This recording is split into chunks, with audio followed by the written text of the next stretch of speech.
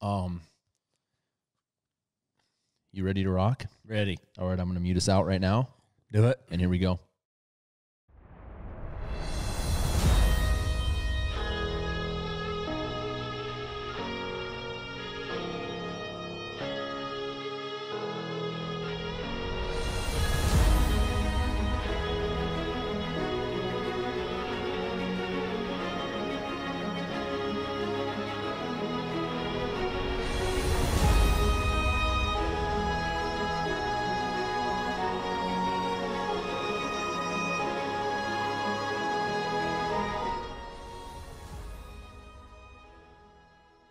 All right, guys, I'm James O'Neill. Once again, you're here with O'Neill Ops, and this is the O'Neill Ops podcast. We have Keith Rissy with us along as co-host once again. He'll be on here more often than not. And today we're going to be going optics. This is something that, it's a really fun for us to go. Everything that we do and talk about is really fun for us to go over because, if we have experience with that product, it's very enjoyable and fulfilling for us to kind of go over it and give guys experience based on our experience. Like we just had a couple fellas here that just left. They came from Minnesota. What were they? Probably 60 or more. Yeah. Mid 8-hour drive. They came all the way here because he had to work tomorrow morning. The guy was a surgeon assistant is what he said, right? Yeah. He said he had to work in the morning. 8 hours back. He's like, I might just call in. We were the only ones that did that. I said, just blame it on us. But I mean, he came and he looked at some thermal. That's something that a lot of guys don't get to. They buy something that's thousands of dollars, and they don't know other than what people are saying online or guys are talking about. Learning about them on their own, the hard way. And a lot of times you invest that money, and guess what? You're almost stuck with it. By the time you turn around and try to get rid of it, you're already at a loss. But like these guys, they came, they looked at thermals, and we had 3 or 4 different ones that we had from Tyler Adair at Ultimate Night Vision, and we're going to be going over some podcasts, a lot of podcasts on night hunting, guys. I just posted a Instagram post this afternoon and said, hey man, the optics episode is going live. Any information that you guys want that we could possibly go over, message us. We'll see if we can't do it. And a lot of guys, I would say probably at least a dozen guys within the past hour have said, hey, thermal, night vision, clip-on units. So we're going to hit it up. Sure. Just a matter of time. But this episode, we're going over optics, day optics. Glass. Binos, LRFs, and when I mean LRFs, they're going to be LRF bino integrated. They're going to be binos integrated with LRFs.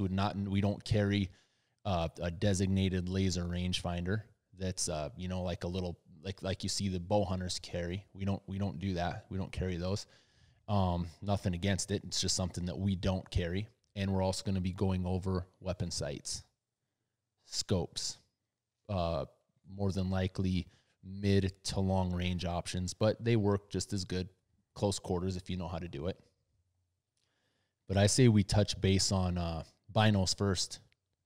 We kind of have some talking points that we wrote down on a bullet list. I really like to ad lib stuff, which we will, but I kind of want to keep it organized too. Sometimes you're never organized. Come on, man. ADD is what gets me, dude. ADD coupled with caffeine gets me. I'm a peasant today, dude. I don't have Keith forgot to bring a bang out. Yeah. We had one left over, so I said, dude, you bring them out. You're getting that one. So I'm a peasant. I'm drinking coffee. But go for it, dude. Binos. Here's the deal. Let's kind of go. I don't want to get real technical on you guys, and I knew it. That's what's going to happen. How does that one work? Sorry guys, I got a phone right here. I talked to a couple guys on suppressors this afternoon and guys calling this and that, but let's talk about not real Yeah, we'll get a little bit technical here, but not crazy, okay? Just it's kind of common sense. You can a little more on binos. We only run a couple different pairs as of right now. You know, me and John kind of have the same thing. You run a little different setup. But we have all ran different setups. Oh, we have. yeah. But yeah, you're 100% right. So like the way that I look at binoculars, and we'll get real technical barely real quick here, how if that even makes sense. But exit pupil, you know, we had a guy come out that was Michael Bacalieri from Loophole. He's the head Loophole Optics Academy instructor. And he came out and put a course on with us last year. And I recorded all of it. And he ran us through the ringer. It was awesome. He came out and shot some coyotes with us. Got some cool pictures. Awesome dude. Same age as us. Great guy. Yeah. Sniper. Like those are the guys that you want to hang out with and pick their brain, because the more information that I'm a freaking want to be a sponge when it comes to that, dude. Yeah, I mean, with what we do, that's right in line with what we do. And he filled us in on really like crazy. I could go through and watch that video over and over and learn something every time I watch it, probably 20 or 30 different times. Oh yeah. But one of the things that was really, I would say, I wouldn't necessarily call it informational, but it falls in line with what I'm talking about is exit pupil. Okay, that's something that you can. It's basically relative to what we're talking about, and exit pupil is. This is probably one of the most technical things maybe that we're going to talk about today. Is that's basically in a way the kind of amount of light that comes through, the amount of light transmission. So exit pupil basically it's your objective divided by your magnification. Okay, the bigger the magnification, the lower power, the bigger the exit pupil is going to be, the bigger number you get. And the bigger number that you get, it's like this. And the easiest way to explain it is if you hold your binoculars up, dude, and you get that little tiny pupil. Well, a pair of 8x50s is going to have a bigger pupil than, you know, some 10x42s. And the bigger the exit pupil, the more light that comes through, basically the more information that you get. And I mean, we got numbers where like an 8x42 is a 5.25 millimeter exit pupil versus a 12x50, which is a 4.1. But here's the kicker. So you get 8x42s, all right? Say you got a pair of 8x42s that are just your standard binoculars. Nothing crazy, $400, $500, $600 pair of binoculars. And then, and it's got a bigger exit pupil. Therefore, it theoretically should be letting more light in, brighter image.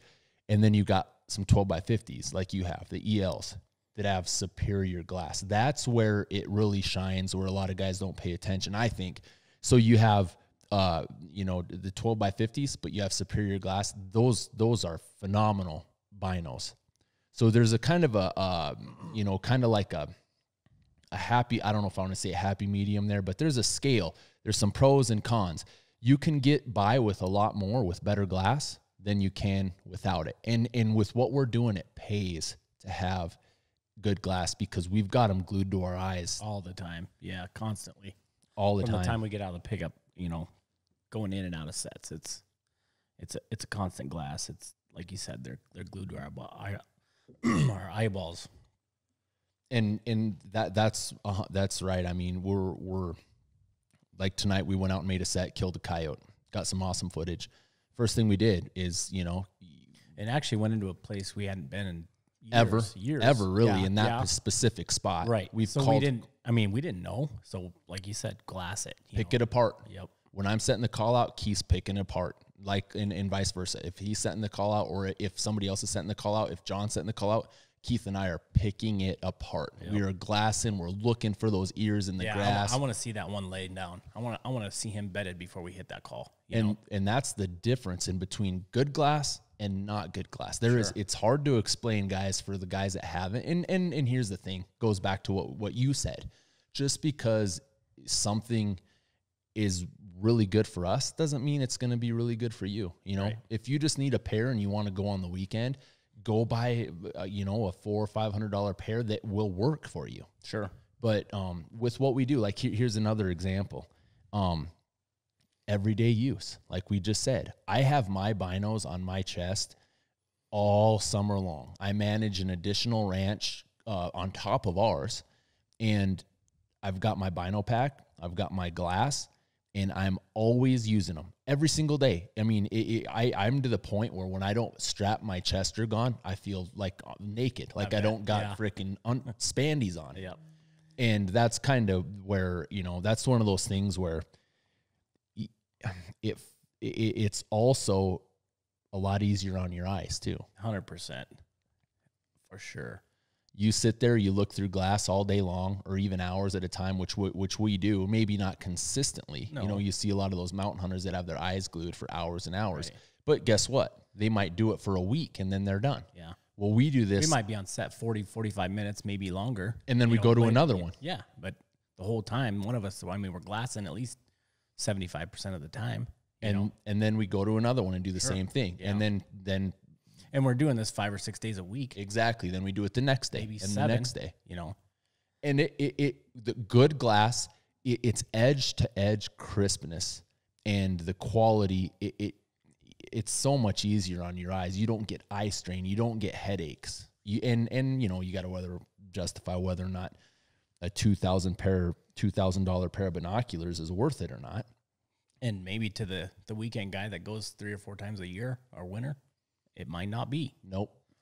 It is to me though, you know, because there's both ways, you know, not to be wishy-washy on it, but there's definitely a benefit in it. Yeah. And, you know, like there's some things that you kind of got to pay attention to. We were talking about exit pupil, you know, I've ran some of the glass. It'll go through a couple of the binoculars that we've used. I used to have a pair of 10x50 SLCs. They're Swarovski, yeah. Good light transmission. And then they came out with the EL glass, and I upgraded to the 12x50s. And you got the you still currently run the 12x50s. Yep. And man, I've looked through a lot of binos, and I find that 12x50 hard to beat. And the only reason you switched is for the range. Yep. And then I switched. That's what I did. I switched and I got rid of my 12x50s. And there's little benefits in between here. And like the SLCs had an aluminum frame. Yeah. And the 12x50s went to a magnesium light. Yeah. I mean, what's there? Probably a half a pound difference, maybe? There's a lot, actually. I mean, you can really tell if you have them both in your hand. Big time. Yeah. And that's weight on your neck. That's weight on your chest that you're carrying all the time. And there's little, you know, minute things that if you don't pay attention, if you do pay attention to, they're a benefit. You pay more for it, but, you know, it just depends on whether or not you can justify it. And then I actually got rid of my 12x50s. And you kept yours. I mean, and here's the deal. And what I did I got my 10x42 EL ranges, Swarovski EL ranges. Phenomenal glass. A lot of guys say, you know, you compromise glass quality when you introduce electronics, and when you pay for good, I would call it European glass. You know, you got like your Swarovski, your Leicas, even your Zeiss. I don't see any compromise in glass quality from the EL range to even the 12x50s. I don't see difference in glass quality. Sure. But there was some, you know, I got really used to the EL ranges and the reticle. You've looked through it. Yeah. What I mean, it's like a fat donut. Yeah, it's a little fuzz. You know, it's got, I don't know what they call it. You know, where it's you got your red on the middle, but on the outside, like you said, it's a donut, and it's pretty fat. Where that Leica's crisp, a lot more crisp, discreet, yeah, low profile. Yeah. You can see it's. Can you change the brightness in your reticle? Mm-hmm. Can you? On the Swarovski, I had it on automatic, so in low light it would go dim, okay. But it's still it was. Yeah, it was nothing against the glass quality is phenomenal, and we'll kind of go into that. And it had nothing to do with the glass quality. No, the glass was good, but what happened is, I mean, the range, and granted, we don't need to have a lot of range. If we could get one to peg out 800 yards consistently, it's, you know, that's good enough for coyote hunting, but that's not what we do. I mean, we're always constantly ranging crazy stuff. You are. Yeah, the Swarovskis, the 10x42 EL ranges, when I got rid of mine, I think I remember the first time I hit over 2,000 and I was like, whoa, You know, I could easily, Yeah. we could range the 1,100 yard target easy, 1,200 yard easy Yep. target on a good reflective target. But I hit the side of a hill at like 20, I want to say it was 2280 for some reason that I probably wrong, but that it was over 2,000. And that was the furthest I ever hit. And the glass quality is phenomenal. Like, the glass quality that was my computer. Yeah. It is the brightness, awesome, no complaints. But when I won't even say upgraded, but I swapped to the Leica. I got the HDBs, the HDB 3000s. The range, you can't compare the ranging capabilities of those two. The Leica's just hammer. Yeah. We were down on the river. We sighted up the river. I was hitting 360 one time. Yeah. On trees. Is quickness wise, did you notice anything difference from the Leica to the the return, right, how quick that range comes? It's I would say they're both similar. No, okay. But like the main thing that I noticed, it takes a while to get used to anything. I think that I liked the ergonomics of the EL ranges better, but now that I'm used to those, I think that those are better. Yeah. It's just one of those things. It takes a little bit. You're using something new. But what I do notice is like the glass, and we'll kind of get into that. But the ranging capability is superior, hands down. That's you can't dispute that. And then the clarity of the glass, same. I have a buddy that actually got the HDB 3000s the same time I got the EL ranges, and I had the benefit of laying down in low light early morning, later in the evening, and just constantly going through which one's better. Swarovski was brighter, but the clarity wasn't different. The clarity, the crispness, everything was the same. And I think that relates to the coating, the lens coating. Like if you look at, we were talking about it yesterday. If you look at my EL or my HDB 3000s, I mean, you can kind of see that tint, little pinkish red. Yep. And then if you look at the Swarovskis, it's like a yellow. Sure. It's like a yellowish. And I think Night Force has a little bit of a yellow tint to it too, as well. Yep. When you look through it. Right. But like the coatings, like what I'm seeing on mine, see how it's it's clear, maybe a little bit of yellow or red. It's tough. I'm not sure. Yeah, I don't know a lot about coatings. Right. But like the way that I noticed on my Leicas, and this is just something that I observed. They're kind of a little bit of a red tint, red coating to them. Awesome glass quality, but I think it kind of messes in like in relation to like your cameras, your white balance. With the red coating, it kind of filters out the red. You and I both wear red iridium or fire iridium Oakleys. Yep. And if you wear like a regular mirrored, like a black mirrored or the green Revics that we had, there's a distinct difference in what those coatings or those lenses filter out. And the red ones kind of give you a more blue tint, like a cooler tint, a higher white balance, like your 6,000, 5,000 daytime stuff. To me, that kind of makes your eyes, when you remove the glasses, your eyes are already kind of accustomed to the natural scenario, if you get what I'm saying. And it's not, I understand what you're saying. So we'll wear our Oakleys with our red iridiums, and when we pull them off, sure, your eyes are more sensitive, but it doesn't change the color factor of the overall spectrum. Where you wear like your green tinted or like your regular mirrored, and you pull them off, and everything changes. Yeah. And I think that's something to, I might be way off base, but I see the red tint on those, and it gives it a cooler white balance, a little easier on the eye, where the Swarovskis are bright. Yeah. Which is good. I mean, those, you can't beat the quality of those. And it's a white, clear, bright, crisp image. And you, like I said, the brightness, I think, goes to Swarovski. It's superior. Yeah. But the Leica, the clarity, it's the same. And I've always had the ELs. I've always had the Swaros, so I haven't had a different glass, I guess, up to my face all the time to compare anything like that. So you just went big. You went big right off, which is good. There's nothing wrong with it. Yeah. You looked through mine. Right. You're like, dude, this is, and here's the deal. Those 12x50s are like the ultimate long range glassing equipment without having to tripod mount them. Yeah. I mean, you make that step up to 15 by 56s. And here's another thing too, we should probably talk about: the more magnification that you introduce, the more shake that you get. The same thing with a weapon sight. Yeah, if you got that huge magnification in a pair of binos, you're gonna have to sit down. Yep. You know, And as far as glassing, you just can't do it. No, it's any little minute movement, it reflects that image and it jumps. You can't see where, you know, those 12 by 50s, there's a happy medium there. If you don't train with those and you can't hold them still, you're not going to like them. Right.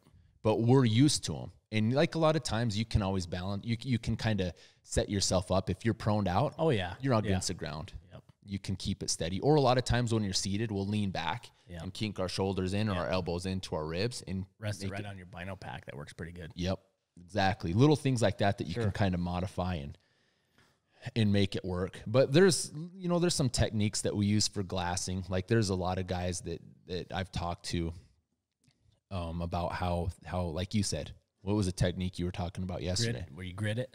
Up, go across, Yep. down, across. There's with what we do, it's kind of just like a custom. I mean, we just do what we do and you get used to it. You know, in our train, a lot of it's peripheral. And that's a perk of having high quality glass because the edges are just as clear as the middle. If you're looking and you look over to the edge of that glass, like I was reading a study on a Swarovski spotter and they were doing a whole bunch and they were like, gosh, one guy was doing it at like on a newspaper at like 50 yards or something. And with the Swarovski spotter, it was basically the only one at the time. I mean, who the hell knows what's going on now, but you could see and read the writing from edge to edge. Everything else kind of fizzled out on other ones, on other spotters. Right. And that you can see that plain as day in this good glass. That gives you a wider field of view and a better peripheral. I mean, is that worth an extra X amount of dollars? Maybe not to everybody. Yeah. But when you're buying something like that, it's something to know. Yeah, it's good to have. I mean, as far as if you're going to pay that, I mean, You'd want to why have it. wouldn't you want that? Exactly. You know? And it should have it, Yeah. I would say. Yeah, for sure. The laser rangefinder, what I was kind of talking about for what we do, we'll cover it.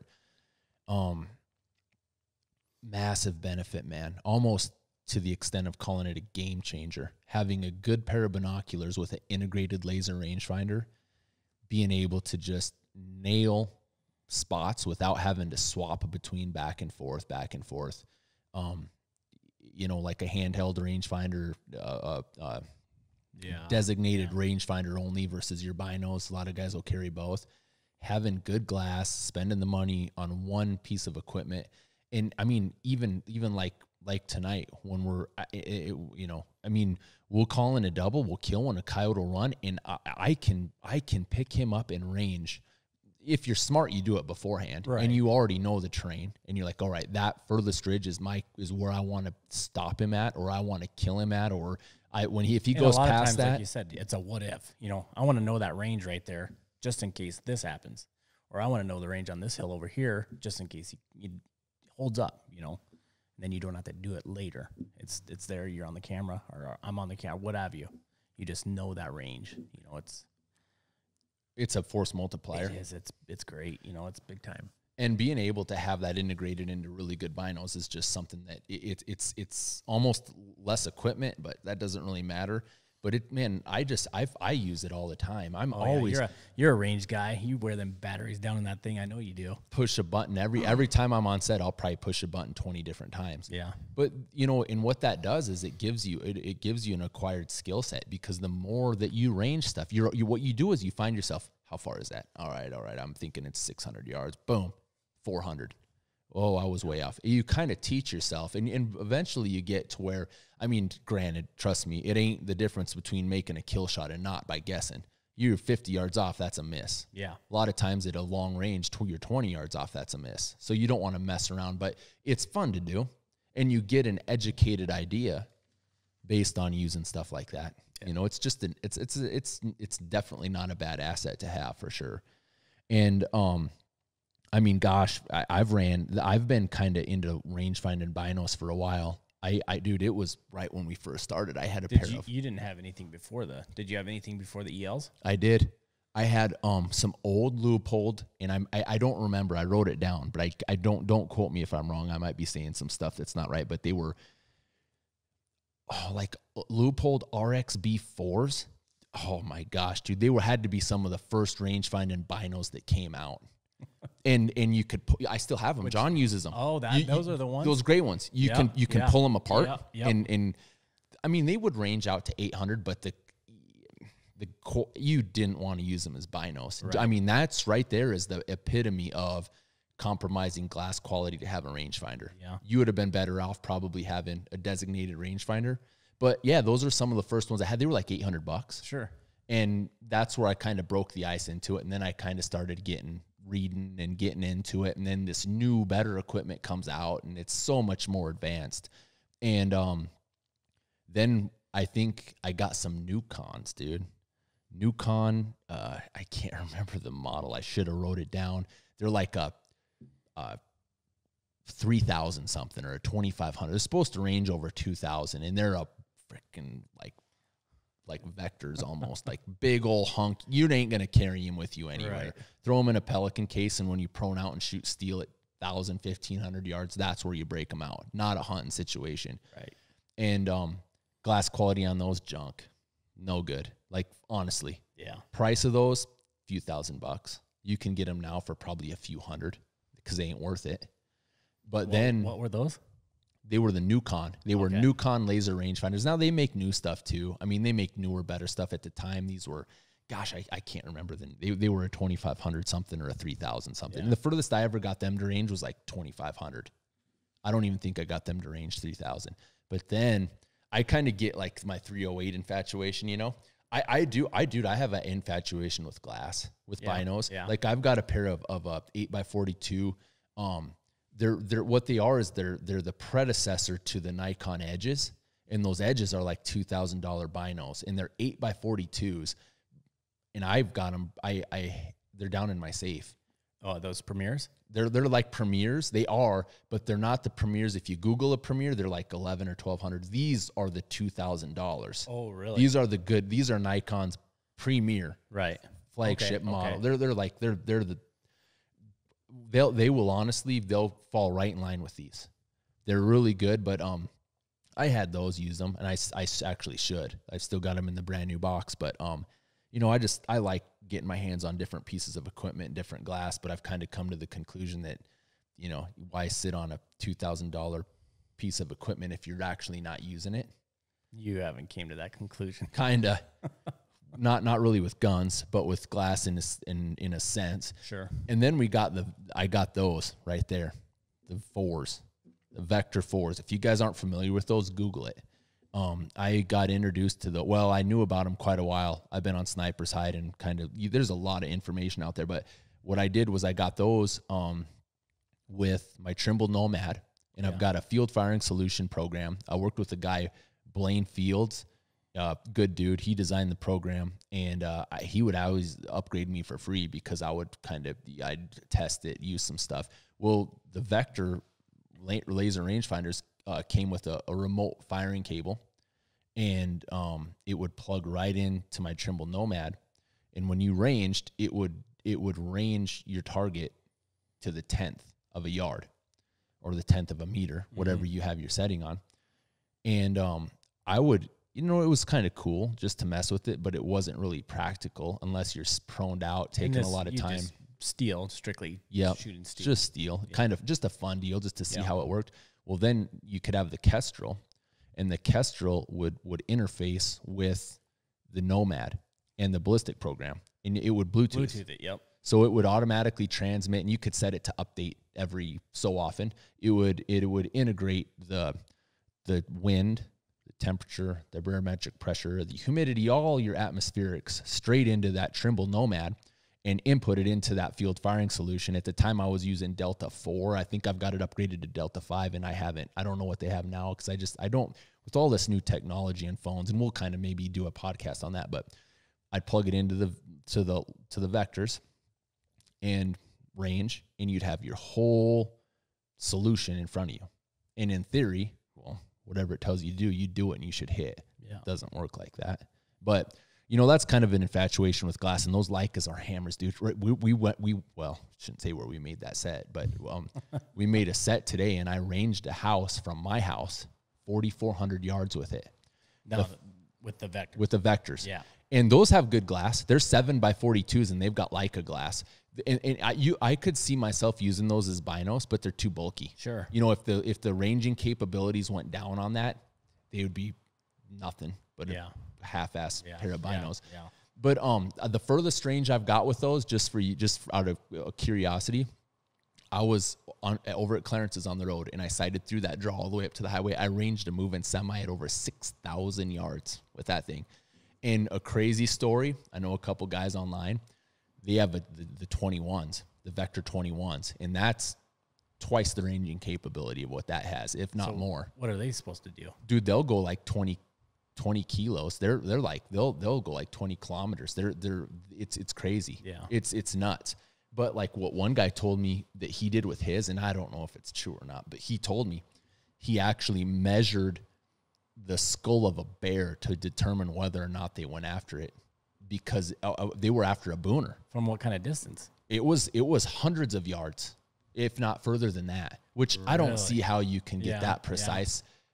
But he said he did it. He said, I have used my 21s to measure the skull of a bear to determine whether or not we wanted to pursue that animal or not. That's not even lying, not kidding. So, I mean, and those Vectors are the capabilities that they have are, I mean, I've done it before. You read the owner's manual and the stuff that it'll do, it'll calculate height and width. Like you can like hit one corner of a grain bed, hit the other corner, and then hit another corner, and it'll do the math and tell you the height of it.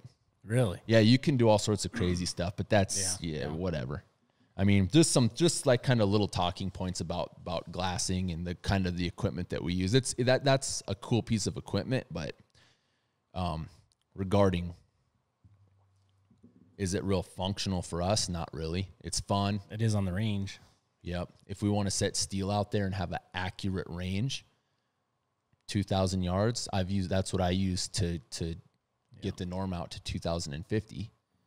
You know, it helps to have that kind of capability if you're going to be messing around like that. But then again, you know, you want to spend that much money to mess around. Yeah. Scopes, hey? I think so, dude. I'm trying to, if you got everything, if there's anything that you want to touch base on any techniques or any reasons or anything that we utilize these binos for, I mean, I think we kind of hammered that. Yeah. We use them every day. That's a tool. That's a tool that we have to have in our arsenal every single, there's a lot of, dude, here's the thing. Here's what we were talking about yesterday too, real quick with binos. I mean, they're an absolute necessity going into our sets. And a lot of guys cannot comprehend that. I'm like, dude, it's not like we're trying to do something or be something that we're not. But as soon as our heads peek over that draw where we can see any amount of ground, what's the first thing that happens? Get the binos out. And scour that. Just scan the living hell out of that ground in front of us. And then guess what? Then we go to where about our torso's exposed, and we scan that underlying ground. Oh yeah, constantly scanning, walking in on a set. And we keep going. You imagine how many animals guys walk in and spook, and you probably come back and kill that animal. We've done it. I mean, it's happened to us. But we try to fix that variable. We try to solve that problem. Well, like you said tonight, how many coyotes do you think seen us there? Just by driving. Right. And it's ridiculous because you know they are. Yeah. But what you have to do is that's a technique where you go, you know what? You're not going to fix that problem ever. There's going to be a point in time where you get into, no matter what, even if you're walking, there's going to be a point in time where there's an animal out there a mile, 2 miles away that was going to see you, and you ain't going to call him in, and you might not ever know he's there. But he knows you're there. Yeah. And so what you have to do is you just have to kind of, like what you did tonight. All right, here's what happens. Everything behind us, out the window. Yep. We're gonna bank that whatever was behind us is gone because of us driving in. Yep. And we're gonna target what's in front of us. Right. And that's where our binos and our glass come in. We start from there on. We work forward. We walk and scan, and then as soon as we get into position, keep on scanning because there's been times where we get into and you've actually found coyotes curled up. And even after we're done, maybe we shot, or we're done calling. We're going to give up, but let's glass one more time. Maybe there's something coming in, because granted, I mean, we've gone out of sets before and stood up or did whatever, and a coyote takes off. And that's a awesome point because and you always say I'm gonna hit this one more time and then we'll give it 5 minutes. Yep, you sit there. In those last 5 minutes, you're glued. Yep, That's what we're doing, just glass and hammering the glass. And especially on a year like this with all the moisture we've had in the tall grass, you have to pay attention because you might only see their ears, you might only see their head, and that's a really good point though. I mean, you call and like, you know what, the smart thing to do, as much as you want to break it down and get out of there and go, man, you might be missing 10% of that number you put up at the end of the year if you would just sit there and sit there. And that's what we're getting, to the point to do. And we're sitting there putting in our time. And even if we don't get something at a set, you know what, from the time we started to the time we ended it, we did it right. Yep. We know we didn't get spotted. Yep. We know we didn't get busted. We might not have killed one, but we know for a fact that nothing came in, and we can comfortably leave that set knowing that we freaking looked over every single square foot of, as much as we could possibly see, and we're comfortable leaving. And that's a big, to me, that's almost a win, because guess what? We can go back into that spot again and be successful. Yeah. So that's the way that I look at it. And at the end of the week, you're going 5 or 6, 7 days a week. That might be 2 or 3, 4 coyotes a week. And a lot of times it is. Yeah. A lot of times it is just taking that extra time and paying attention, gluing your, and there's a lot of guys out there that just don't understand the terrain that we live in, the wide open area, the wide open country, which is like, goes back to what we were saying. You might not need them where you hunt. Right. And it's, nothing's right or wrong about this. It's just, we're giving you guys insight on kind of how we do it. Sometimes it works, sometimes it don't. But we're still going to do it. Yep. It does. Sometimes you never know. But all we're trying to do is it's like a math equation, man. Think about it like that. Eliminate every variable that you can within your power to do, and you're increasing the odds. You're still at a disadvantage. That's right, dude. And no matter what you do, dude. This is what I said yesterday. There's a saying, and I actually have it on my signature line on a forum. There's a saying that says, "A feather fell from the sky. The eagle saw it. The deer heard it, and the bear smelled it, but only the coyote did all three." That's the truth too. It is. It don't matter what you do, you're still gonna be at a disadvantage. They can hear, see, smell millions of times better. Binoculars are. You're not even leveling the playing field by using them. You're not. And there's a lot of guys out there like, dude, you don't need to have those. You don't. You just watch for movement. I'm like, dude, here's the thing. Like, this is relevant. If you can see that coyote out there as far as you can before he's close enough that the human eye can pick him up, what the hell are you talking? Why wouldn't you want to? Yeah, you're setting yourself up for success. You're like, all right, there he is. He's at point A. Yeah. We want him to be here. We know what direction he's coming in. At least we can kind of counter it. Yeah. Before all of a sudden, boom, he's in your peripheral and he's 50 yards staring at your face. And you're facing this way when you need to be over here. Exactly. I'm gonna move over here when he's 500-600 yards out there rather than 50. Obviously. Dude, we need to just break this stuff down on a whiteboard and kind of, because a lot of guys are probably like, what the hell are these guys looking this way, that way? But that's right. I mean, you can close your eyes and imagine what we're saying. Right. It's just you just because it is what it is, but it's a benefit, guys. Good glass is freaking an asset, and if you can afford it, freaking get it. Yeah, just do it. It's something that those ELs, those are going to be probably some of the best glass. I don't know how they can improve that. Yeah, I don't right now, unless they do some kind of image stabilization that doesn't compromise the clarity, but you could have them forever. Sure.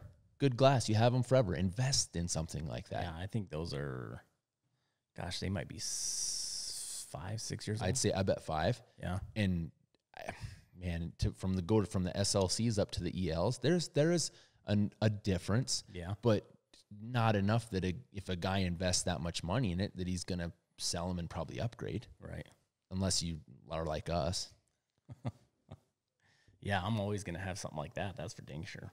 Yeah. Yeah, you get something, it wrecks you. Yeah. I mean, it's worth it.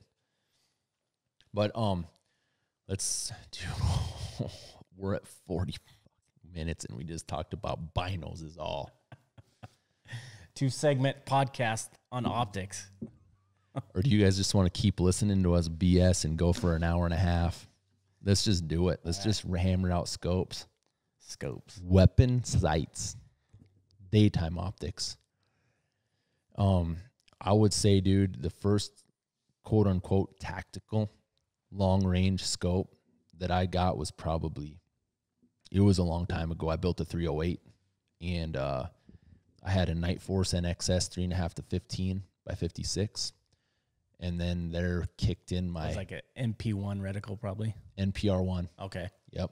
MOA. It was a minute hash between each hash. Yeah. A minute between each hash. And that's where my infatuation, my fetish kicked in. My optics fetish right there, dude. Not even kidding. Because then guess what I got? I got the 5.5 to 22 by 56 NXS. Then I got the 8 to 32 by 56. And then I got the 12 to 42 by 56. Stockpile of them. They're right there. All of them. John's got one copped. And actually a kid at church said, hey, dude, you got any optics you want to see? I'm like, probably might listen to what we're talking about. But I'm like, yeah. He's like, give you $1,200 for one. Hey, anybody get a hold of me here on this deal and I'll get you a Nightforce. It's like a gun. I mean, you can always put a good scope on something. And the glass quality, those are probably, in all honesty, I would say, your most affordable, durable scope. And we're not tied to one. Good. They're freaking hell good. Yeah, dude. the clicks are crisp. Yep. Distinct. They got zero stop. I mean, with some of them do. Some of them do. Yep. So the 3 of them that I have don't. One of them does. Gotcha. But they do offer them. But the 3 NXSs that I have, other than the 5 or the 8 to 32 has high speed turrets and zero stop. Okay. Which high speed is basically double the minutes per rev. Right. So instead of being 10 minutes per rev, it's like 20. And I'd have to look at it because I might be freaking talking what I don't know. But it's really close to that. Those are probably some of the, I was an MOA. We'll get into that. We'll get into the MOA and the mills. And we started with MOA. And we still, I use both. A lot of guys are scared to use both, but I don't care. And we'll get into that. But some of the scopes that we have ran, like I said, the whole NXS line, and then they started coming out with newer stuff, and I've looked through them, but I've never used them, like the Attacker or the Beast. Never messed with those. Good scopes. Nightforce is an awesome company. And we actually tried to get them to work with us before. Yeah. And they just kind of laughed. A lot of guys laugh at us, dude. That's all right. But we find the guys that count. No, I'm just kidding. But no, they didn't. They're tough, man. Guys, big optics manufacturers like that are tough. We've worked with Loophole. Like I said, Michael came out. Those guys, that's awesome. That speaks leaps and bounds when a guy like that comes out. Oh, sure. And caters to 3 dudes. And he got a hold of you, correct? Got a hold of me, talked with him, said, hey, man, I'm going to be coming out this way. It wasn't really on good terms while he was out here, but, man, we made it fun for him. He liked it. And he even said, he goes, dude, fuck, you guys are crazy. We're sitting on the side of this hill freezing. He goes, dude, you guys go out in this shit? I'm like, yeah, this isn't even bad. Yeah, this is our hoodie weather right here. It wasn't bad at all. No. His toes were numb. He said he'd never been that cold in his life. All we got to do is acclimate him. Yeah. We give him a month with us, and he'll be freaking Arctic Warfare style. He'd be freaking pulling triggers in Sub-Zero. Easy. But we've worked with guys like that. We've ran the Mark IVs. I ran a couple of the older Mark IVs. We've got the new Mark Vs from Leupold. Good glass. Great features. Those are awesome. We haven't had a whole lot of time to actually. We've used what we shot out to. Well, we've taken them out to 1,000 so far. Yeah. But we haven't actually hunted with them yet, real hard. This year we're gonna. Sure. Good quality glass. Good crisp turret clicks. We've used a lot of USOs. We've used the ER25, the LR17, the MR10. And we kind of first started out, as one of our first scope companies to work with us was that USO with the 17, you know. Yep, the LR-17. And good, you know, good hunting rifle. I mean, it's scope. The thing that, in all honesty, and I've always liked USOs. The thing that intrigued me about USOs was the EREC knob. Yeah. The elevation turret is what that is, and it's discreet. It's, if you look at it compared to a traditional style turret, it's bigger around in radius, but flatter. Exactly. And for us I'd go detail on that, like going in and out of packs. Right. That's less snags. Yep. And you know, that's kind of what I liked, and the quality of the glass of those is good. And I got along really good with the co-owner, Arnold Van Bargen. I can tell you the name of the guy that broke the ice with me. His name was, maybe I can't tell you. Anyway, I'll think of it here. But here's what happens in this industry. I mean, you build a relationship with somebody, and then they're gone the next day. Fast. Yep. To another company doing the same thing. And the guy really liked what we did. I mean, he's like, man, you guys need to do like lifting videos. You guys need to show how you train to do your thing. And he really enjoyed what we were doing, kind of put me in touch with the higher ups, and then we started working with USO. We actually did a commercial for him that aired on the Sportsman's Channel. I think it's still playing. Maybe not. I think last year it did. Yep. Yeah. And I'll tell you a story about that real quick. It pertains to optics. I was combining corn right down here, dude. And I apologize for not knowing that dude's name. I do know it, but that's what happens. I was thinking about that. I'm like, dude, I remember everybody, the guys the first dudes I work with. But I'll think of it. He went to Surefire, is what he did after USO. Get a bigger, better job. George Sarangelis. Yep. Perfect, dude. George Sarangelis. Yep. I can't believe. Sorry, George. He's one of the coolest guys ever. And he hooked us up, and he made it fun. And then he moved on. He said, hey, man, you know, I go, well, can I still keep my contacts? Said, absolutely. So he put me in touch with this guy, and then actually designed a reticle with USO, a first focal plane. We called it the TH1, the T1H, sorry. And then USO changed hands again. I've got that reticle sitting in my filing cabinet. I mean, it was in 2 scopes that were prototypes. The center, you guys want to buy some badass B25s? Nothing wrong with the glass. The other than missing a little bit of reticle, little tiny dot in the middle is what's hot. What's not, and I'll probably turn the illumination on, and it's probably boom right there. I haven't tried that yet. Oh, that's a good idea. They're right there in those boxes. And anyway, so I mean, we've been able to do some really cool things, and that's something that I enjoy doing, designing stuff like that. You know, hey man, why doesn't somebody make a reticle designed for us? It's a huge industry. Everybody overlooks and predators. Not even just predators, hunting alone. Hunting is huge, but dude, predators, I mean, that's getting so big. That's like, and it's growing fast. I say it's like the NFA industry. Yeah. It's like, well, the NFA industry's plateaued out now, but man, it was on such a spike. Everybody was going nuts. Predators, it's a different game. It's high speed, low drag. You get in there, and if you're not paying attention, your ass is burned. It ain't like a deer walking. A lot of them are doing it year round. And that's where, like, I don't care. That's cool. Whatever. If you want to do that, if you want to do it any legal means necessary, that's fine. We hunt them during the fur season. Yeah. And we take a pretty good number during that time. Not as many as most, or not as many as some, I'd say. Sure. Probably more than most. But we're hunting a radius that's a fraction of what most guys are. Sure. Some guys are going 300-400 miles, killing hundreds. We're killing sometimes hundreds in a 20-mile radius. Yeah. And we're freaking hammering. And we're in a certain area where we're in a certain, not bragging. We're not the only ones that do it around here. Absolutely not. So, and it's, like I said, optics plays a big part in this, because it's a high speed, low drag game where you want every advantage that you can get.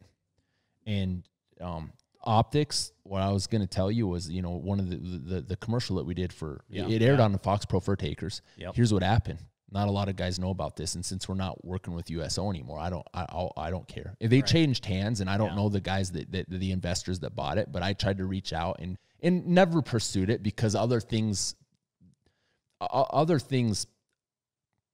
came upon us fast. It always happens that way. It does. You know, it just happens like that. It stacks, man. You go stagnant for a while, and then all of a sudden, boom, 3-4 guys get, hey man, you want to do this? Like Revic, Loophole, and then there was another company that got it all within like a month. These guys, I'm like, dude, oh man, what do you do now? Well, anyway, I was sitting in the combine and corn right here, dude, right below the house, and phone number, California. I'm like, God, what the hell? So I answered it, and he's like, hey, this is so and so from USO. It was actually his name is it's Jason is what his name is, and he was a good dude too. There was Jason, and then there was Mike that I talked to, and they said, hey man, we're investing some money in doing a commercial. It's going to go, because Fox Pro, I think, USO might've been their prime sponsor maybe, or their title sponsor, title sponsor, which is basically the highest paying sponsor for the show. And they said, we did a commercial and we hired some company out of Montana to do it, some production company. And they got some guy walking through the forest with a freaking 22 long rifle squirrel gun with a silver barrel and our 1-8 SRC optic. And they're like, we're screwed. What do we do? We need something, James. What's up? I go, I can fix this. Send me the picture. Send me the video of what you got, and I'll get you something fast.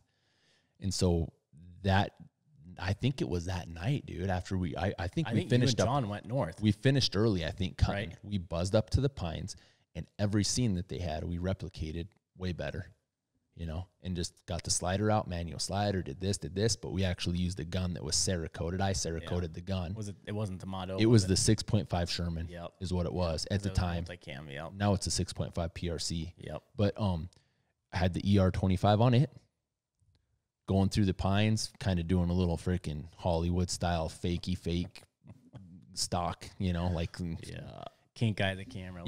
Kind of shoulder it up and look freaking intense, like you're gonna kill something. Can you see my veins? Oh, I had long sleeves on though. Damn it. Yeah, you did. Oh, you did. And face painted all up, freaking boom, commandoed out. And go over and send them all this footage. And I'm like, if you want me to edit this, I can. So I just clipped it, did short takes, sent it to them. They're like, holy shit, you're a lifesaver, dude. What do you need? What do you need? I'm like, a lot. And they made it right. They did. Kinda. I wouldn't have minded getting paid for it, but we got some good scopes out of the deal for really quick work. But it's things like that a lot of guys don't pay. You're going to do a predator hunt show and do a commercial with optics, man. Make it relevant to the sport. Right. These guys literally were walking through freaking hunting squirrels, about is what it looked like. Nothing against it, but kind of. Squirrel's a predator, right? A predator to nuts.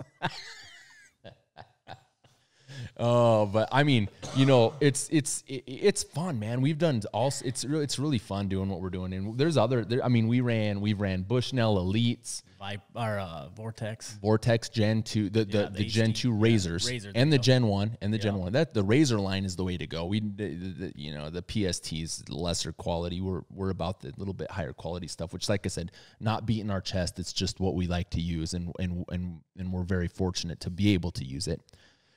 And now, currently, one of our main optics that we're using is the Revic. Yeah. And it's the PMR 428 model. They have a couple different. We could go we'll go into the reticles later on, but let's kind of break the scopes down. Right, you got the objective. We're going to flow right into this. You got the objective. Usually, the general rule of thumb in glass plays a big part in this. Coatings plays a big part in this. The bigger the objective, the better the light transmission, the better, more light that you're going to gather. You got a 56 versus a 40, 56 versus a 30.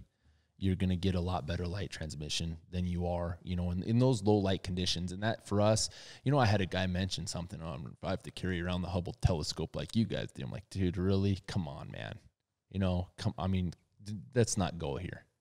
And it's just guys that are upset because of what some guys are doing, and there's nothing against it. If you don't, he was running like I can't even remember, but it was like a 1 to 6.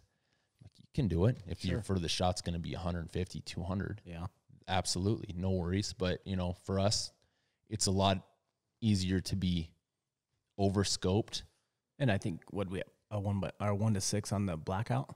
Yeah, and that's because for the shot we could take with that without having to mess with hold was 50 yards. I mean, geez. Yeah. But that was a Gen 2 razor. Yeah. That was a really good glass. And we shot out to 400 with it on the review. If you guys check the review out. I don't think we had subsonic though, did we? Yeah, dude, it was subs. Watch the video. It was click, and then you wait like 10 seconds, bink, 400. And then that USO, what was it? Which one? That little, I think it's on Rush's 22 maybe. Those are MR10s. Okay. Those are their, I mean, and then they have the SR, then they have the 1 to 8 SRC. I'm pretty sure I might be murdering some models here, but if this is all off the top of my head, guys. So, you know, that like, let's go. You got the objective, the bigger the objective. A lot of guys, you know, and it pertains to glass quality, the way that I've seen it. You know, if you have good glass that's got a big objective with good coating, freaking phenomenal in low light conditions. And for some guys, there's a happy medium there where they don't care. They'd rather have a more streamlined rifle system where it's easier for them to carry around. It's not as bulky. It's not as heavy. And there's a lot of good optics out there that are on that low magnification range, but we generally don't run those. Right. Just because the main reason, to be honest with you guys, is, like I said, over-scoped. I would rather be over-prepared than under. And especially out here in the wide open, if a coyote holds up at 600, guess what? With a lower end magnification, it ain't going to happen. I'm sorry, man, unless you get lucky. And it is luck. Yeah, and that magnification, I mean, as long as it's there, you don't have to use it. Exactly. You know? On yours with the Revic, 4.5 to 28. Yep. You have yours right at the happy medium point every set. Yeah, 8 to 12 probably. You know, 12 max. You still get a good field of view. Yep. And you can, and it's not. And these are, you know, 100 yards to up to 400, you know. I mean, and how often do we do a 400? Not very. You know, but it's there if they sit on their ass, and you know they ain't coming in. And then when we're shooting steel, I'm going to throw that thing to 28, and I want to see where I hit. Or if we're shooting. Yeah. Or if we're shooting bug knots at 100, you can hold that right on the middle of the, you know, the 1/4 inch dot. Yeah, that magnification. I mean, you don't have to use it just because it's there, but you want it there. Yeah, for us we do. Right, 100%. Magnification is your friend. Yeah. It is. That's the way that I put it. Magnification is your friend if you know how to use it. Sure. You can't be stupid. You can't go into a set and go, all right, I have 28. Get ready, have a coyote come blaze, and you can't find him. Yeah, you ain't gonna find him. No kidding, dude. Come on. Well, I mean, most of you guys that are out there listening are like, yeah, man, you know, exactly. You know. But there's guys that are like, oh, really? And that's nothing against it. You'll figure it out. Go put your scope on full mag and see how fast you can get on that son of a bitch. It's hard charging. At 50. Yeah. Have fun, dude. There was a coyote? Mag dump. Yeah.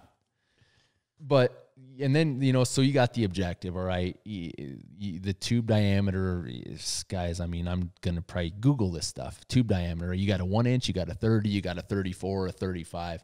Tube has nothing to do with light transmission. It's your mechanics. It's your come-ups, right? Like, when I shot my 338 Norma out to 2050, I've got it all recorded, but gosh dang, I can't remember. I mean, I was at like, I was pegged out on my turret, on my elevation turret. I don't know what it was, but then I still had to hold another 11 mils on my reticle, and that was with I think that was a 35 mil. Might have been a 30. That's what, an ER25? No, that was the Gen 1 Vortex, or sorry, it was a Gen 1 razor, the Vortex Gen 1 razor. Okay. Yeah, yep.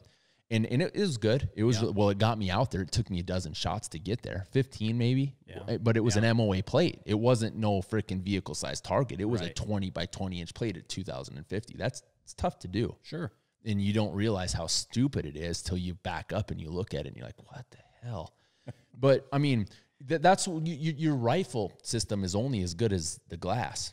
I mean, that's the way you have to look at it. You can have. Right. You can have a $300 gun and a $2,000 piece of glass and be able to perform. Yeah. If you reload, if your gun shoots bug knots, you're only as good as the glass. And there's so many options to go into. But that's general rule of thumb. The tube is your come ups. You know, for mid to long range, you want to be able to have. You want that 30 plus millimeter tube so you can use that internal adjustments to get to where you want to shoot. And for us out here shooting steel where we are, 1 inches are obsolete. Oh yeah. You know, we're most of ours now are 34s. You know, most of our scopes are all 34s that we're running out there. What's that new the Mark V? It's a 34, isn't it? I don't know, dude. I should know that. It's a 3.6 to 18 though. Yeah. If I had my caliper, I'd whip around and measure it. Yeah, but it's there. I mean, we haven't. The thing is, we haven't pegged it out yet. We've taken we shot those PRCs out to. We shoot them out to 1,000. 1,000 is all. We're gonna get out there to 1,200 here pretty quick. Yeah. But looking at another thing too before we get into the turrets, parallax. That's a lot of thing. John kind of mentioned that yesterday, but that's something that a guy should look at. Parallax is an important factor in these, and what a lot of guys don't understand is if you don't have your parallax properly adjusted, right, you will miss. You will miss at a certain range, and what that does is all it does is I was actually.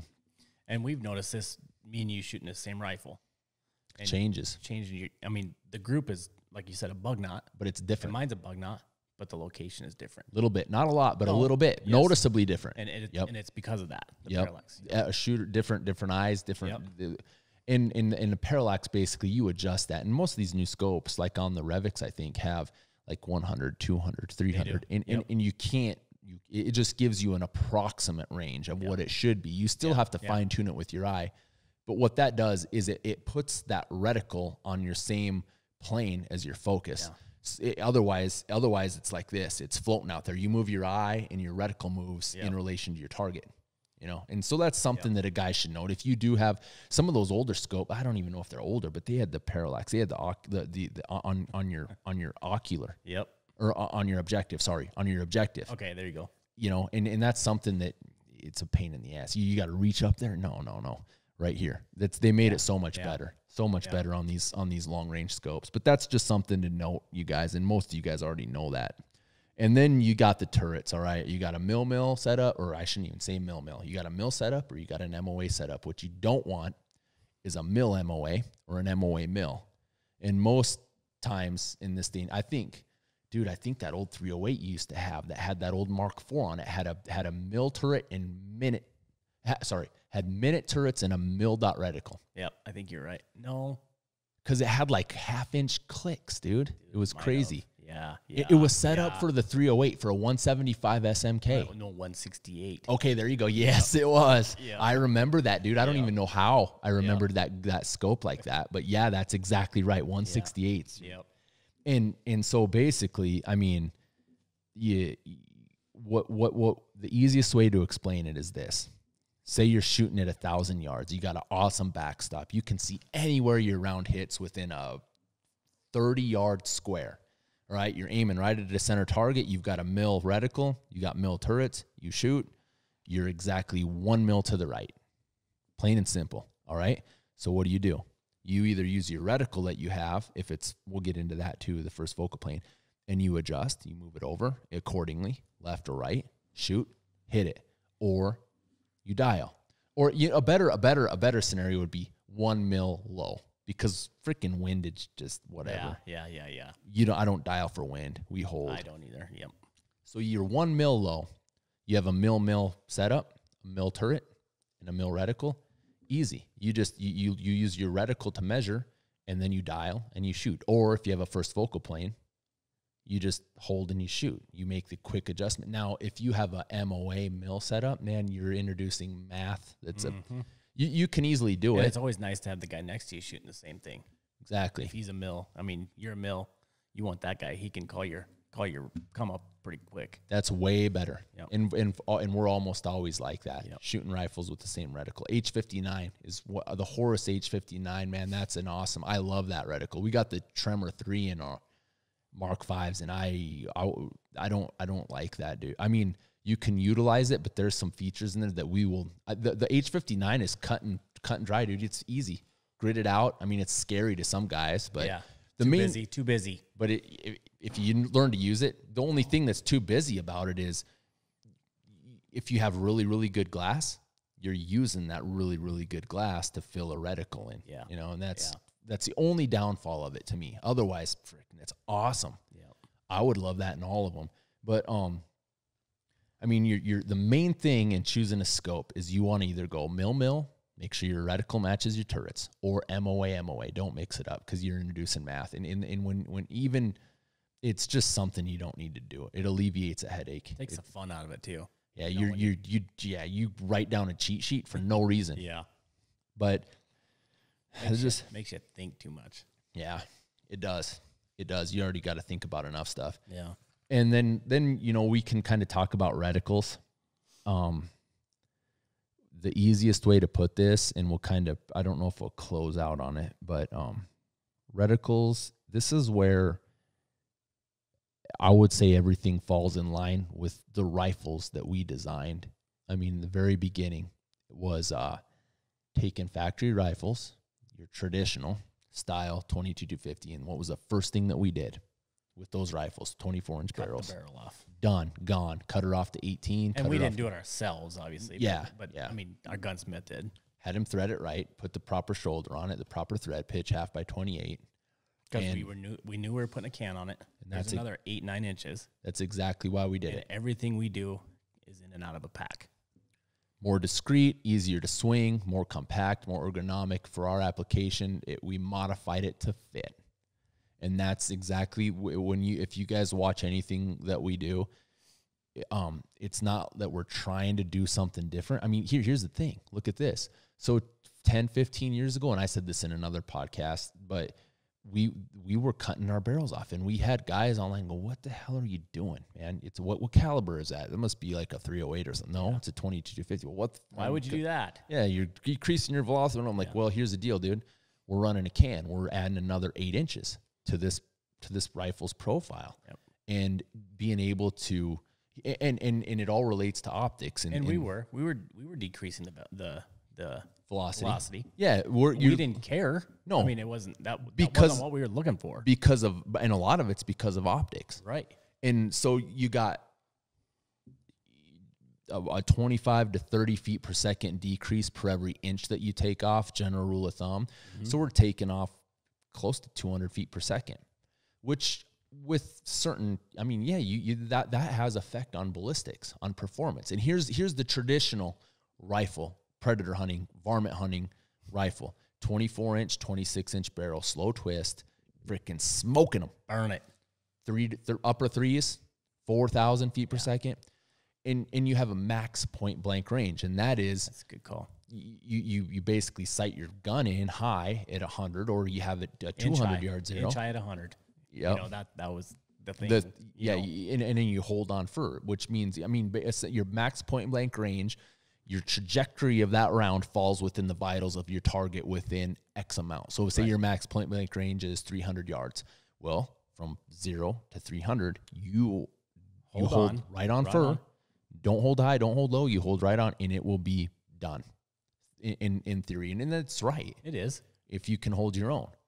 And when we started cutting our rifles down, you know, I'm not bragging, but dude, nobody did that. No, they thought we were idiots. And now look at every single store you go to. Look at the rifles, the Gunworks rifles, 16.5-inch barrels, in your Remington 700 AAC tactical. 10 years after we were cutting ours down, every big manufacturer had bolt guns that had barrels that were 16 to 18 inches. As soon as the suppressor, probably more than 18, but still, there was a couple. It ain't 24. Yeah, it ain't 26 or even 20. They were down to. Yeah. And it was when that suppressor industry blew up. And you could, you know, I'm just putting 2 and 2 together and go, dude, 2 plus 2 is 4. This makes sense. This doesn't.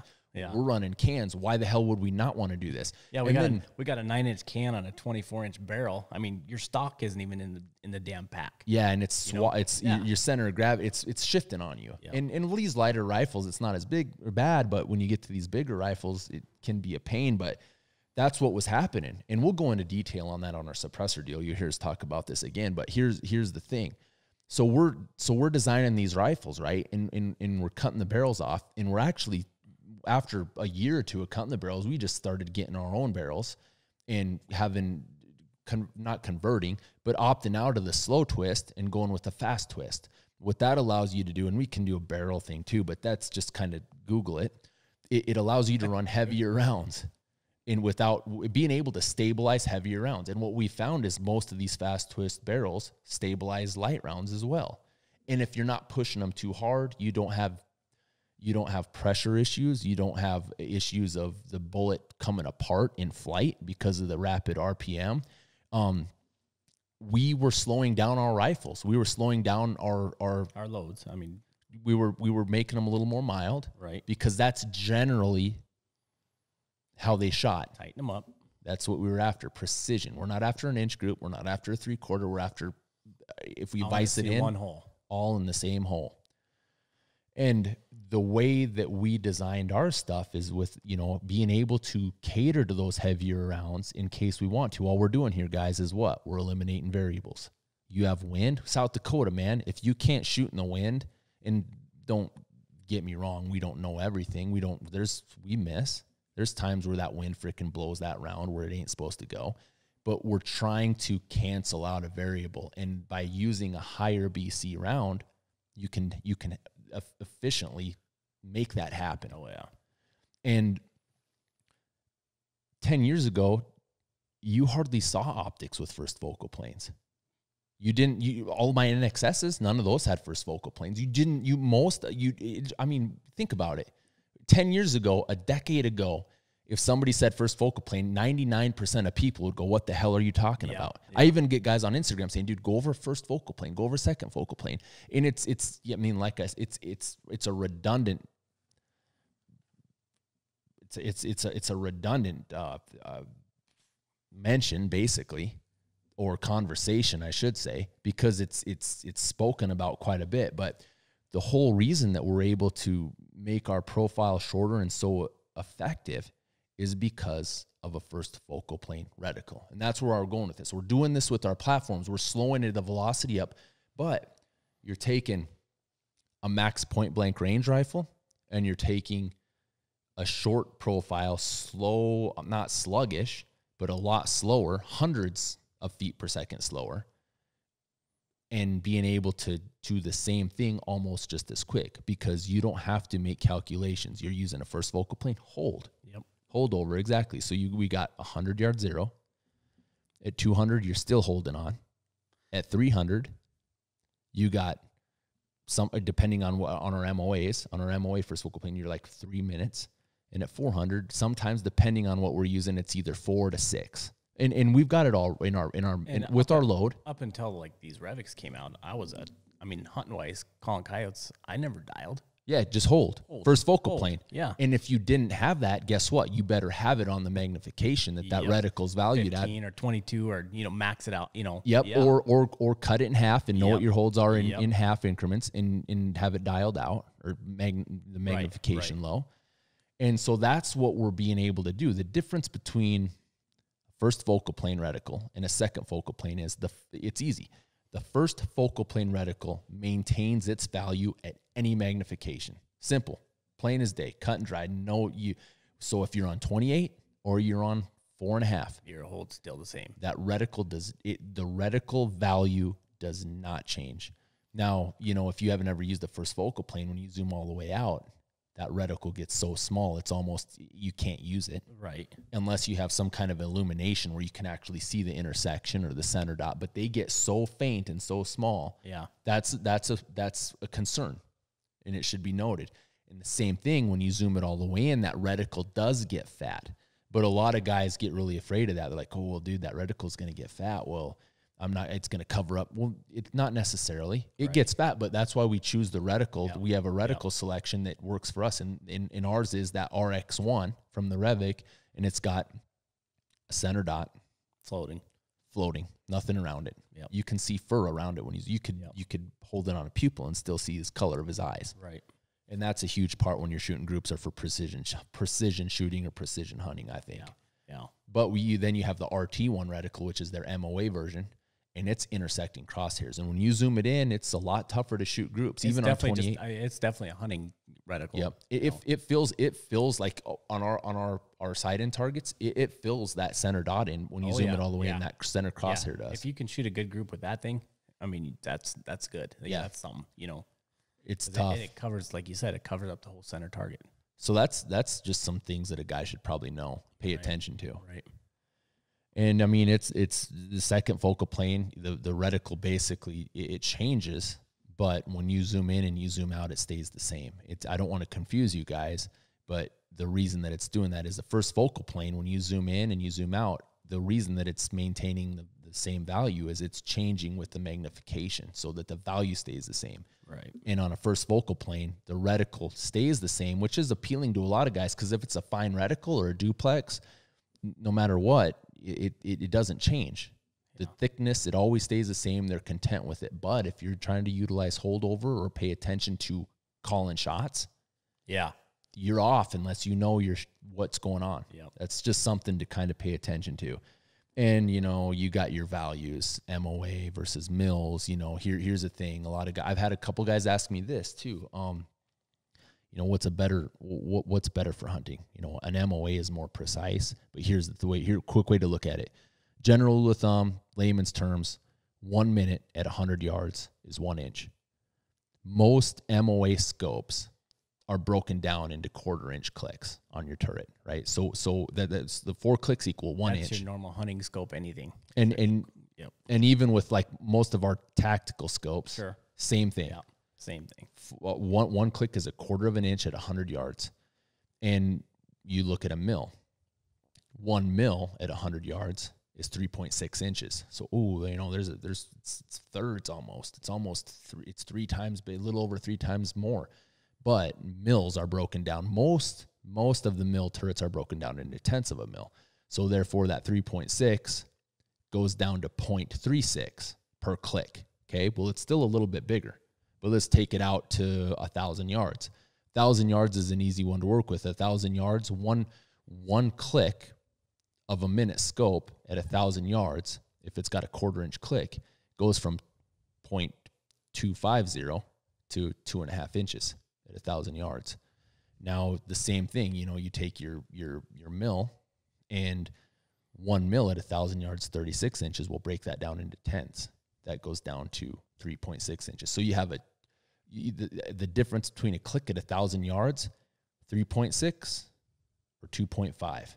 There's a little over an inch difference. Little over an inch. That's not enough to worry about. Sure. And that's why I'll use whatever. Usually, like what you said was a really good point. It's really good to have your partners use the same thing that you do. If you got a buddy that you shoot with a lot, why not, man? Sure, Just sell your scope that's out of the and get the one that your buddy's got, or vice versa. And I like learning new stuff, man. So I'm always trying to figure stuff out in my head. And when we first started shooting steel, everything was MOA. Yeah. You know, we weren't, I was like, man, I was stupid. I was ignorant. I was always getting like, well, mils is a freaking, is more for the overseas guys. Well, it's not. It's just a different unit of measurement, basically. I mean, and it's easy once you learn it. It is. Nowadays, that's about all we do. I mean, other than a couple of the Revics, but all of our steel shooting is mils. Yep, with our H59s. Yep, it is. We've got a couple LR17s that are minutes for our Mod O's. Yeah. But other than that, I mean, it's for hunting application, even precision hunting or precision shooting, there's not enough difference to worry about. There's just not. If you're concerned with it, there's not.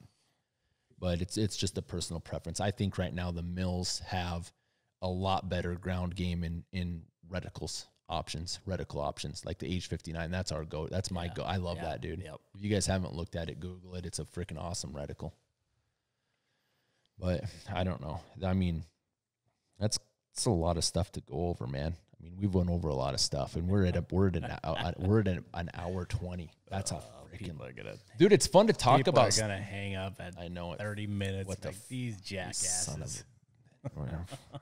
I'm really trying not to cuss, but hey, what do you guys think about? I talked to a couple of guys, and we, I mean, without getting too crazy here, we personally, I don't badmouth companies. It's not good to do. I mean, but a lot of guys thrive on not only good feedback. They don't just want to hear good feedback. They want to hear bad experiences. And I'll tell you what, dude, we've got some, a lot. Yeah.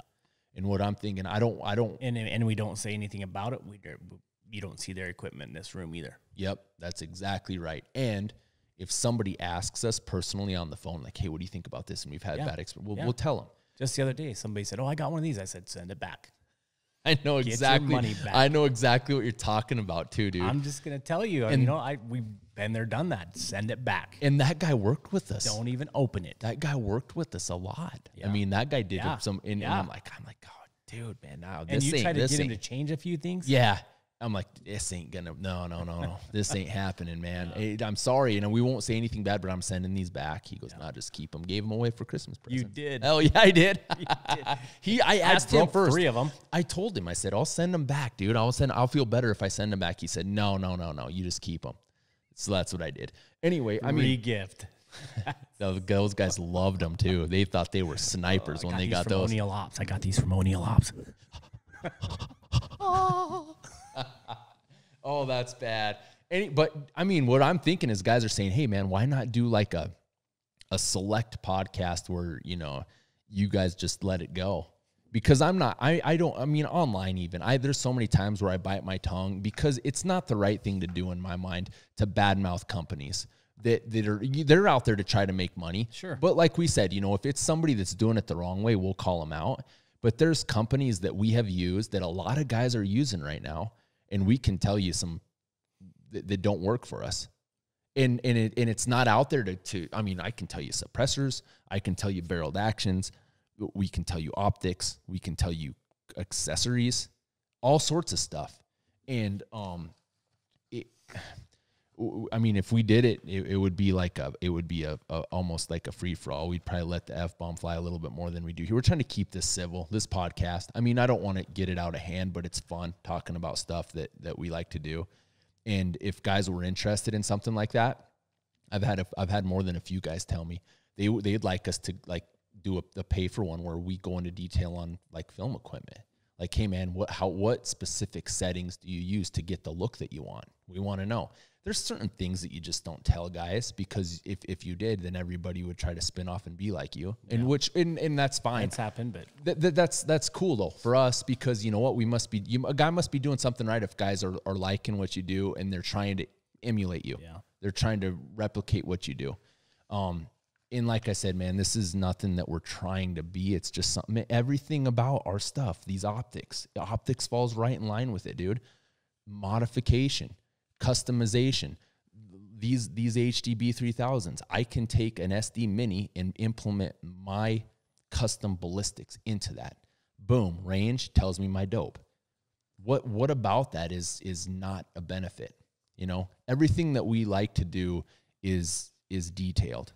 It's out of the ordinary, not because we're trying to be. It's just how we've always done it. And we've said that before, and I'm sure we'll say it again. But we're thinking about doing something like that, a podcast where we go into detail on really, really good stuff. And we'd keep doing these ones. Oh, absolutely. Oh, hell yeah. Yeah. It would just be an extra that would get the negative, like the we cuss a lot, dude. Bad news. We cuss a lot. And we got this kids is and we not shouldn't easy do to it. do it without cussing. And I want to cuss right now. I know what you want to say. I know what word you want to say. But here's the deal, guys. We just enjoy doing this. We want to try and get as much content out there as possible. It's fun for us to do. I enjoy, like we said at the beginning of this podcast, the two fellas that came in. We've had guys come from 8, 9, 10 hours away and asked us about this stuff in person. And it's not like we know more than a lot of guys do. We don't. When I try to get to technical aspects of stuff, I don't like doing that because I'll probably misspeak. Like okay, there's X amount of mils in an MOA. I don't need to rattle numbers off. You can Google that and get accurate results or get accurate answers. What I like to say is, dude, you know what? I've used this, and this is how we use it, and this is why we use it. Or don't use it. And we hammer the piss out of it. And we've just used like them guys came, what was it, last winter? Came in and sat in your old weight room and talked to us for hours. 2 or 3 hours. With Slattery. Yes. And said, you guys need to let people know about this kind of shit. Yeah. Your pants. I want your pants, dude. What pants? What are those? What are you wearing right there? You need to tell us. You need to tell people. And I'm like, really? And I'm like, kind of eye-opening. Yeah. And it's cool to see guys. We want to get guys freaking riled up like that, dude. Yeah. That's the thing that needs to happen in the hunting industry, dude. We want guys to we don't come to our hunting spots Don't even try to come You'll into get our hunt choke spots. slammed. You'll get that, and you'll probably get a freaking 416 in the engine block times 2. But, I mean, we want to get guys amped up, and a lot of guys have a problem with it because, like, oh, you know, there's already limited hunting, and all the coyotes are getting educated, so buy a thermal from us. Yeah, you so can be kill. it. We deal with the same shit, you know? Yeah, exactly. You gotta. The coyotes are adapting. You just gotta be you customize. You be more efficient. Yep. You know, be a more effective predator. We need that raw podcast thing. Oh, that would be fun. I mean, we could do some we could do some wrecking job. We'd have some rank guests is what we would do. We would get some guys that don't give 2 Fs on that, and then it would be we'd get I would get a couple more microphones. Oh yeah. But you guys let us know on that. Yeah, let us know if that's something you'd check out or be willing to be a part of. We'd entertain it if we could get even 100 guys. I think our audience isn't very big on this podcast. I mean, I'm looking at it, and we'll be transparent with you guys. I want to grow it. We've got, I think it said we've only really been started to do this hard for not even really hard yet for 4 weeks maybe. 5 or 6. And I think our audience, it says we've got an approximate 600 people in our audience that are listening to. I mean, the more we do, the more information out there we can get. Hopefully we can get that to a few thousand. That'd be nice. That'd be cool. And if we could get 100 guys that are interested in the raw deal where we could get some pretty rank stuff going on, we might do that. I'd have to figure out how to set it up, but I would do it. It would go somewhere along the lines of, like I was saying earlier, if you guys make sure this week, make sure and tag us this week, make sure you tag us with I don't know if I want to go there right now, but I probably will. Wonder how long ago that camera shut off. That battery, dude, it had an hour and 20 minutes on it. So we're at an hour 28, so probably 8 minutes ago. Yeah, I bet. But that one's going. I got you in it. We can make it work. It's all good. Doesn't matter. But, you know,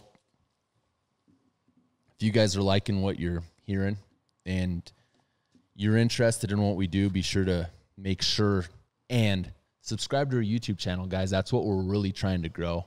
We want to get that going. And by adding the podcast to it, you know, some guys might kind of sit and watch us. Some guys might not. Check out our Instagram pages. I'm O'Neill Ops, all lowercase. And you are? Ops_pro staff.